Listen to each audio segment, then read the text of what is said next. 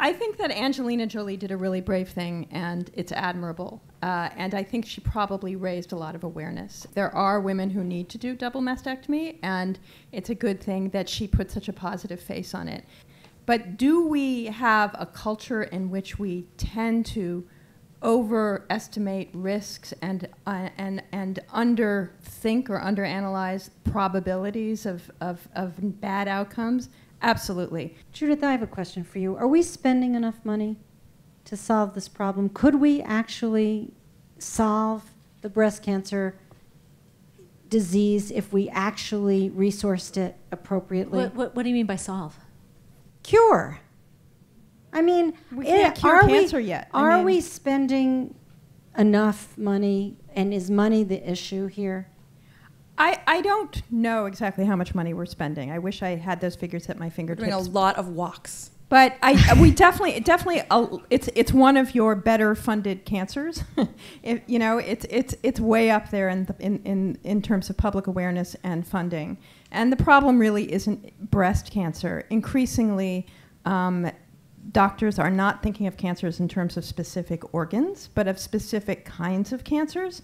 And cancers with different genetic signatures, which can appear in all kinds of different parts of the body.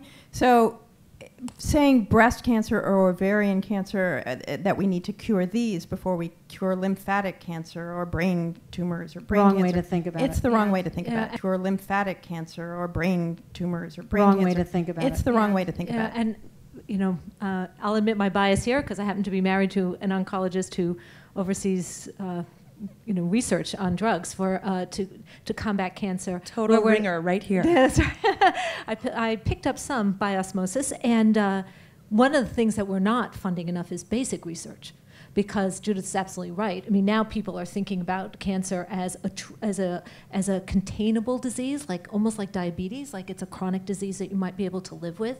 And it can manifest itself in so many different ways. And what's been really cut back is government funding of the basic research in universities, for example, that can then lead to breakthroughs. And that's why it's private industry that's doing it, and that's why the costs go up. NIH, even worse than universities. Yeah. Incredible cutbacks at NIH because Absolutely. of the sequester.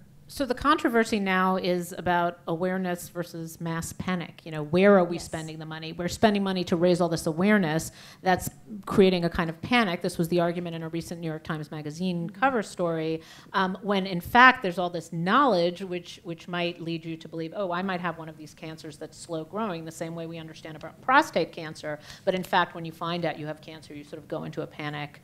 This is the sub-Angelina Jolie, not the clear cases, but the much less clear cases. And that's the worry, is do we just assume certain things? We hear the word cancer and we act.